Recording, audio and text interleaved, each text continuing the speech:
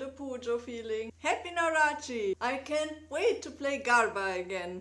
Diese und andere Aussprüche häufen sich zurzeit merklich, denn es ist Festivalzeit in Indien. Welche Festivals das sind und warum sie so schön sind, das erfahrt ihr in diesem Video.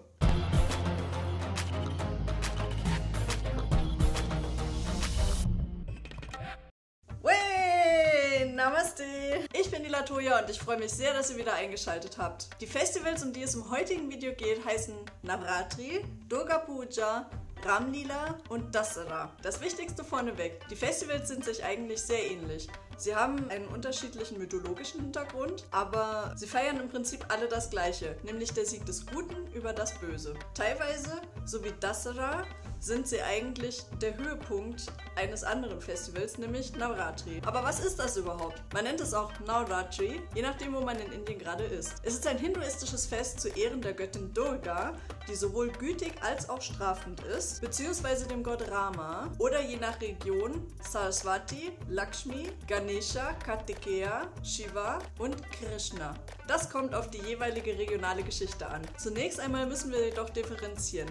Wie bei fast allem in Indien gibt es nicht nur das eine Navratri, sondern regional unterschiedliche Formen, die man auch anders nennt. Im Westen kennt man es wirklich hauptsächlich als Navratri bzw. Navratri. Im Norden sagt man eher Ram Leela. Im Osten und Nordosten kennt man das Festival als Durga Puja und im Süden wird hauptsächlich Dasara gefeiert. Navratri bedeutet im Sanskrit 9 Nächte. Nava 9 und Ratri Nacht. Außerdem gibt es eigentlich 4 Navratris. Aber das im Herbst ist das mit Abstand populärste. Und zwar finden die statt im Frühling, nennt sich Vasanta Navratri, im Monsun nennt sich Ashada Navratri, im Herbst das Sharada Navratri und im Winter das Magha Navratri. Das Herbst-Navratri findet Ende September oder im Oktober statt und folgt dem hinduistischen Mondkalender, nachdem es im Monat Ashwin liegt. Es war früher ein Fest von herausragender Bedeutung für Krieger und Könige. In Westbengal, wo es Durga Puja heißt, ist es das wichtigste Fest des Jahres. In anderen Regionen wie zum Beispiel Gujarat und Karnataka ist es das Hauptfest des jeweiligen Bundesstaates. Es ist nicht nur ein religiöses Fest, sondern auch ein wichtiges gesellschaftliches Ereignis. Es wird in allen Dörfern und Städten gefeiert, groß und klein, alt und jung, und alle Gesellschaftsschichten kommen zusammen, Freunde und Familie werden besucht und es ist eine sehr besinnliche und fröhliche Zeit. Zum mythologischen Hintergrund. Der Sage nach hatte sich der gestaltwandelnde Dämon Mahishasura von Brahma den Wunsch gewähren lassen, weder von Gott noch Mann erschlagen werden zu können. Einzig und allein eine Frau sollte das schaffen können, wobei sich Mahishasura sicher war, dass es keine Frau auf der ganzen Welt gibt, die diese Macht hatte. Kommt euch das bekannt vor? Sowas Ähnliches hatten wir auch in Herr der Ringe, mit Eowyn, dem Hexenkönig, oder? Jedenfalls wurde Mahishasura aufgrund dessen ein bisschen übermütig, schwang sich zum Herrscher des Himmels auf und terrorisierte Götter wie Menschen. Die anderen Götter waren darüber natürlich schwerstens entrüstet und so schlossen sie sich zusammen. Shivas und Vishnus Gesicht entsprang im Zorn ein helles Licht, das vereint mit den Lichtern der anderen Götter schließlich die Göttin Durga formte. Die Götter schenkten ihr Kopien ihrer Waffen und nach langem Kampf besiegte Durga den Dämon, als er sich gerade in seiner Büffelform befand. Über diesen Hintergrund ist sich der Großteil der hinduistischen Bevölkerung einig. Jedoch gibt es auch noch ganz andere Geschichten. Die bedeutendste von diesen anderen ist wahrscheinlich das Ramayana, in dem Lord Rama den Dämonenkönig Ravana besiegte, als dieser Ramas Frau Sita entführte und sie bei sich gefangen hielt. Auch hier gibt es wieder das gleiche Motiv. Der böse Dämonenkönig entführte die gute, tugendhafte Frau und wurde deshalb von Rama getötet. Bei den Feiern anlässlich Navratri werden täglich Pujas, also Rituale, abgehalten, die Legenden rezitiert und nachgespielt, Mantras gesungen, Volkstänze und klassische Tänze aufgeführt und gefeiert, was das Zeug hält. An jedem Tag wird eine andere Manifestation von Durga gefeiert, 9 Formen, 9 Nächte, und den Komplex aus diesen 9 Formen nennt man Navadurga. Je nach Region wird an Navratri entweder gefastet in irgendeiner Form oder geschlemmt. Ein Bundesstaat, in dem Navratri besonders schön ist Gujarat. Warum? In Gujarat wird anlässlich Navratri Garba getanzt. Was ist Garba? Das ist ein kreisförmiger Volkstanz, an dem jeder teilnehmen kann, egal aus welcher Schicht er kommt oder wie alt er ist oder wie gut er tanzen kann. Es werden für eine ganze Weile immer bestimmte Schrittfolgen getanzt, sodass man, selbst wenn man keine Ahnung davon hat, sich schnell einfinden kann und gut mitkommt. Je nach Zuschauerzahl sind auch mehrere Kreise ineinander möglich. Die Zahl der Tänzer kann in die Hunderte oder sogar Tausende gehen. In der Mitte befindet sich ein Tonkrug mit Löchern, der sogenannte Garbo, in dem ein Licht brennt. Er symbolisiert damit den menschlichen Körper, der ja auch nur eine irdene Hülle ist und in dem das göttliche Licht strahlt. Nun aber zu dem anderen großen Fest neben Navratri. Wisst ihr noch, wie das heißt?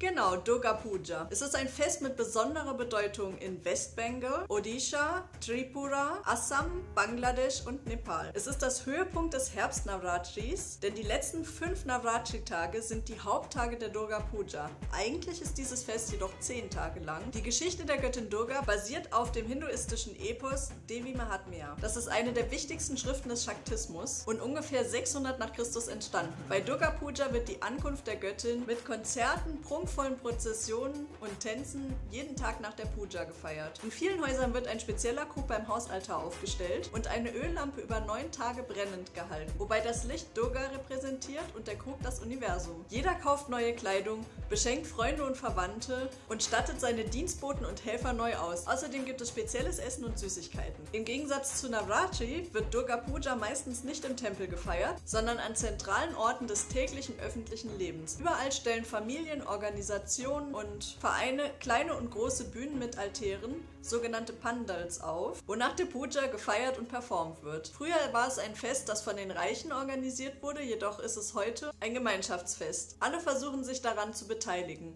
Von Schulkindern, die mit Spendenboxen Geld sammeln, bis hin zu den Männern, die aus Bambusstangen und Tüchern die Gerüste für die Bühnen bauen. Außerdem gibt es regelmäßig Wettbewerbe für die schönste Durga-Statue. Die Durga Puja kulminiert mit dem Sindoor Khela, bei dem sich verheiratete Frauen gegenseitig mit Sindoor einschmieren. Sindoor, das ist die rote Paste, die sich verheiratete Frauen in den Scheitel schmieren, um zu zeigen, dass sie verheiratet sind. Natürlich wird auch Durga nicht verschont, denn sie ist auch verheiratet mit Shiva und die Frauen beten um eine glückliche Ehe und ein langes Leben. Zum Schluss gibt es eine riesige Prozession zum nächsten Fluss hin, wo die Statuen verabschiedet werden, indem sie in den Fluss geworfen werden. Das nennt sich Visarjan. Die Prozession selber ist ein riesiges Fest, ungefähr vergleichbar mit einem Karnevalsumzug, bei dem viel getanzt und gefeiert wird, und es wird von der Landesregierung Westbengal sogar online übertragen. Und wie sieht es im Norden des Landes aus? Ich hatte ja gesagt, dort nennt sich das Festival Ramlila.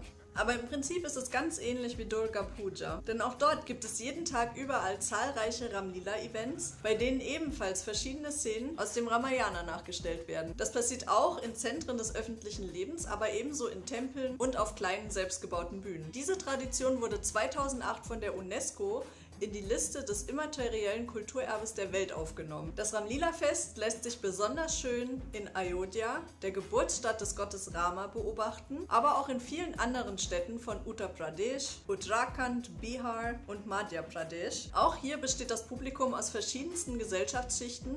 Es ist ein Fest, bei dem alle gleichsam zusammenkommen. Am letzten Tag dann findet Dasara statt, der Tag, an dem Rama den Dämonenkönig Ravana besiegte. Ich würde euch also empfehlen, solltet ihr mal im Herbst nach Indien kommen, versucht unbedingt, euren Besuch so zu legen, dass ihr das Navratri-Fest besuchen könnt. Aber man muss gar nicht so weit in die Ferne schweifen. Auch in Deutschland gibt die indische Diaspora ihr Bestes, um allen ein wunderschönes Navratri zu ermöglichen. So gibt es in vielen deutschen Städten Festlichkeiten zu diesem Anlass. Zum Beispiel in Berlin, wo ich letztes Jahr selbst im dortigen Ganesha-Tempel das Navratri besuchen konnte. Und ich kann sagen, man muss nicht viel über indische Tänze wissen, um sofort mitmachen zu können. Es war ein Heidenspaß, wir haben stundenlang getanzt und erst als das Ganze vorbei war und der Körper sich so langsam wieder beruhigte, haben wir gemerkt, wie viel wir eigentlich getanzt haben.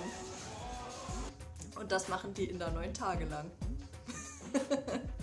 Das war's für heute. Ich hoffe, ihr wisst jetzt bestens Bescheid über Navratri, Durga Puja, Dasara und Ramlila und könnt das Festival selbst bald einmal live genießen. Wart ihr schon einmal auf einem Navratri-Fest? Wie hat es euch gefallen? Erzählt mir doch davon in den Kommentaren. Liked und teilt das Video, wenn es euch gefallen hat und vergesst nicht zu abonnieren. Macht's gut. Dhanyavad.